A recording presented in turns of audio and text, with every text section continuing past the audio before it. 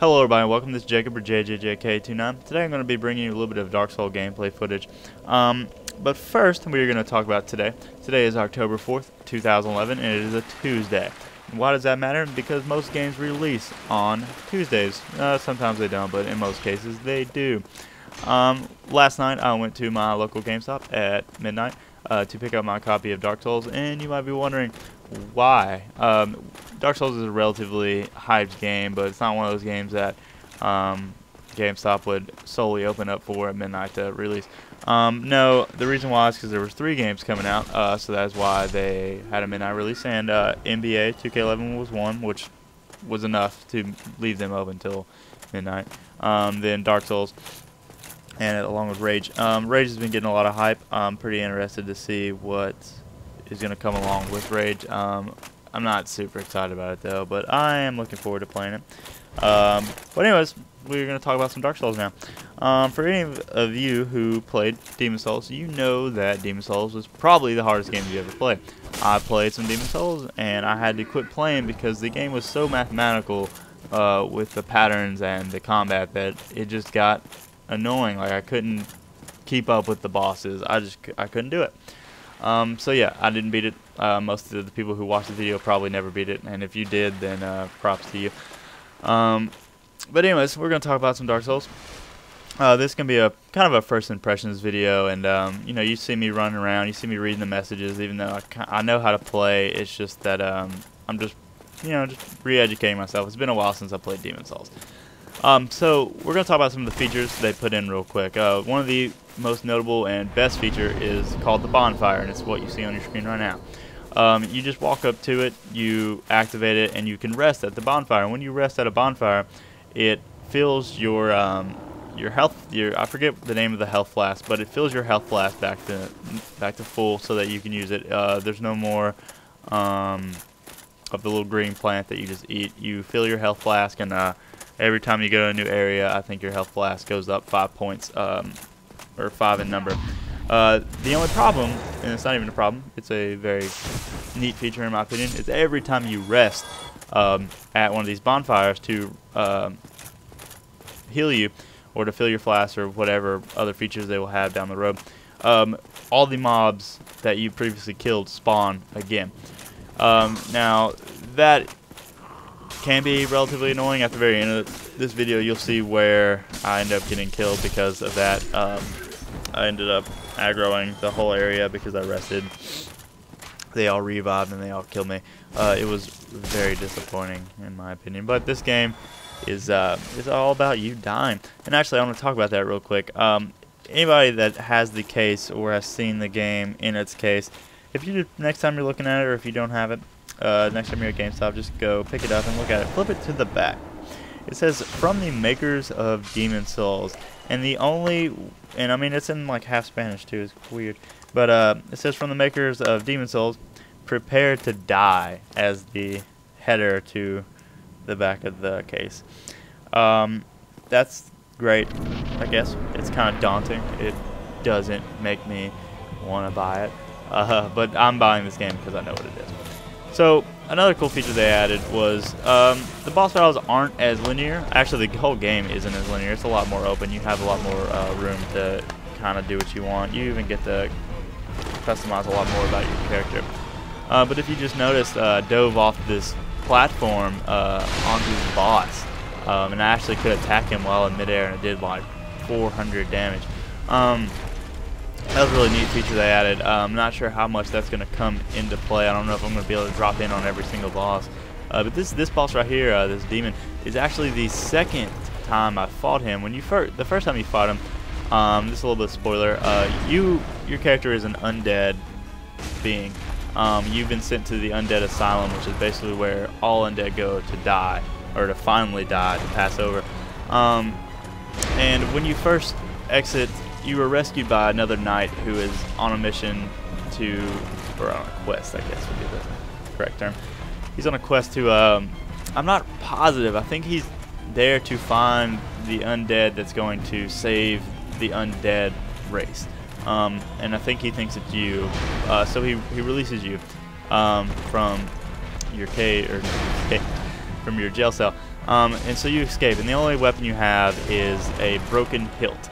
But none of the mobs have weapons, so it's not hard. They don't even hit you back when you attack them. There's only a few that you even see, but it does throw you into this boss battle right here with just a hilt, a broken one at that. So you know, at first I'm like, I'm gonna beat this boss with this broken hilt. So I try to fight him, and no, he does like 300 damage a hit, and I do 2, and yeah, that wasn't gonna work. But anyway, so you have to evade him the first time, and then after the first time, you come back and you fight him again. But anyways, we're gonna talk about some of the graphics real quick, since I'm heading up to a pretty graphical enhancing area. This game doesn't look good, in my opinion. It doesn't look bad, but it's a larger game. It's relatively blocky still, and the shading is all jacked up. But the game itself looks good. It feels good. It's fun to play, even though it's insanely hard. As you can see, like here, this is just some of the artwork in the background, and this is the building I just came out of. It's really gritty. I don't know. Demon Souls was like this, but it wasn't as bad. When you're adjusting your gamma settings at the very beginning, it tells you to adjust one side to where it's visible and one side to where it's invisible. Well, I don't like to play games in the dark, because, you know, I just don't. But this game, I think you need to, because of the grittiness of it. But anyways, just a little bit of spoiler right there. I cut out all the good parts to where you didn't know what was going on. But anyway, so this takes you to Lordran? Yeah, Lordran. This is kind of like the nexus of your world, and from what I've gathered at least. And at these bonfires, you know, you can rest, you can level up, I'm not sure what Kindle means, but I know reverse hollowing is when you get humanity, you can turn yourself back into a human. I'm not sure what that does for you. I actually pick up one humanity, and I turn around and it doesn't do anything. It just keeps saying I have no humanity. So I'm not positive what's going to go on. But some of the features I do like is it's not like Demon Souls when you go to level up your character. You could, but from right now, from where I'm at, I'm not very far in the game. This is the only way is you attune your character. When you attune your character, you know, you change the core attributes of your character. This is just me messing around with some of them as I explore them. Then you have that. If you play Demon Souls, you have that one guy sitting right next to the level up place, or the screen, that tells you what you need to do with your character, and that's basically your quest for the whole game, is to do whatever he tells you. But about the game, instantly it throws you into, you know, some story-based. It just throws you right into the story right off the bat, which is great. I felt like Demon Souls, their lore was a little weak. And actually, this one kind of caught my interest right off the beginning. I immediately, like after seeing the original cutscene, I immediately started wondering about what's going on inside the game. Just a little bit of spoiler. Just gonna really quickly say how I interpreted it. I'm probably wrong. I need to watch it again. But there were 4 or more lords, I forget, that came to power who wanted to defeat the dragons, and basically they turned the world to ash or something like that. There was the Lord of Death. He looks really cool. He has all these skulls. He's cloaked, and he's cool. There was like a wizard, then there was a witch with like 7 other witches, and I'm not sure if these are bosses you're gonna have to fight or not. It wasn't really clear about that. But anyways, and then the world turned undead, and now this undead scourge is the curse of the world, and humans are trying to fight it. But your character is an undead character. You can't choose that. It just happens. Not sure what effect it's gonna have on you later on in the game. But yeah, no, the lore automatically just sticks out. It's better than Demon Souls, and from what the few cutscenes I've seen and from the few people I've talked to within the game, it already seems pretty interesting, and I'm pretty excited to continue. The game itself is very similar, if not almost the exact same, to Demon Souls. It's hard. It's extremely hard. It's still the same game. when it comes down to the mechanics like that. They did add new features. They made the combat a lot smoother. It reacts a lot easier and a lot faster. When I tell it to do something, it does it. There are, at the very beginning of the game, it gave me some hints of how to do some things that I didn't know were in Demon's Souls, and they might not have been in Demon's Souls, like the forward kick or something like that. No matter how many times I tried this button combo, it never worked, and I'm not sure if I have to be in combat to do it or what. So I haven't tried it yet, but I finally did figure out the I think it's called the forward lunge. I finally figured that one out. There are just a few other things like that that I haven't really figured out. Another good thing is they left in the messages from other players on the game. You know, you can just be running around, you see some writing on the floor, and then you read it, and it tells you kind of what's ahead. A lot of them are stupid, like, you know, throw fire bombs at a fire mage. That's not going to work. It's just people trolling, you know, trying to get you killed. But some of them are relatively helpful, and I'm not sure how many of the ones I came across were actually player made, because the game does put them in there so that you are aware of them.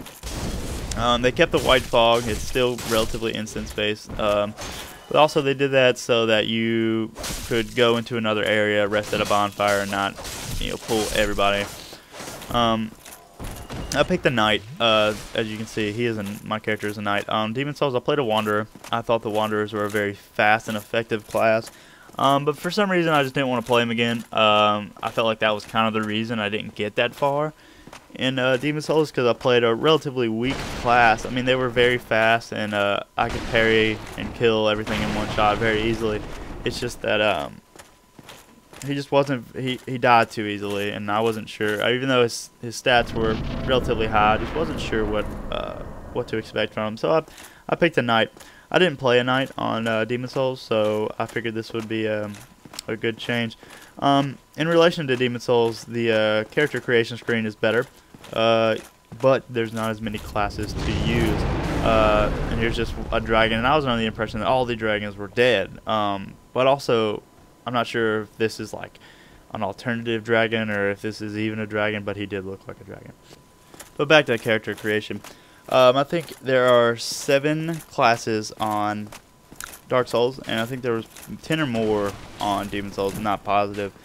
But on Demon's Souls, I tried quite a few of them, and the Wanderer was the only one that fit me. I don't like caster classes. I don't like people that hurl fireballs, and I don't like the weaker classes. I don't like classes that heal myself. It feels like it takes a challenge out of it.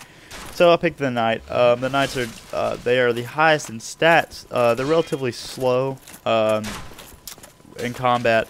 As you can see here in a minute, I'm going to get mobbed by 4 or 5 of these undead skeletons and just get destroyed because my character is actually so slow.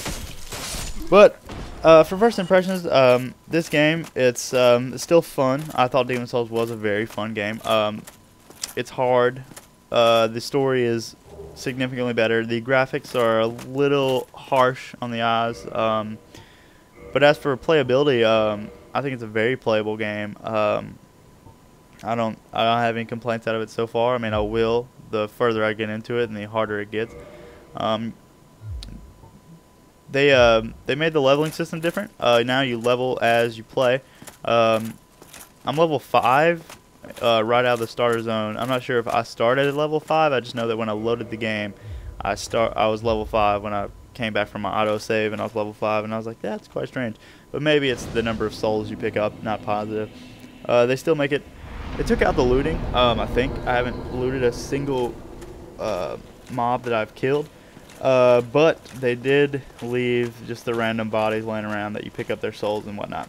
They did leave that, so I'm still running around picking up souls and all that good jazz. I'm one of those players. I save all my souls for when I realize that that when you die, all your souls go away. So I save all my souls till right before I rest at a bonfire. I save all my souls so that when I die, they're still in my inventory as long as I restore. So they're there forever, and then if I die with all my souls activated, then I lose all my souls. So it doesn't benefit me in any way. So I save my souls. But anyways, this is a great game. go pick it up if you don't know what, I mean, well, if you know what Demon's Souls is, be weary. But it's a hard game. If you're a fan of difficult RPGs, then this is the game for you. I like it a lot. Most of my friends aren't going to play it. I can already tell. But anyways, if you found this video helpful, or you liked it anyway, just hit the like button. I'll probably post some more videos of the later bosses, maybe some tactics on how to kill them and whatnot. I actually do plan on beating this one. Anyways, thanks for watching.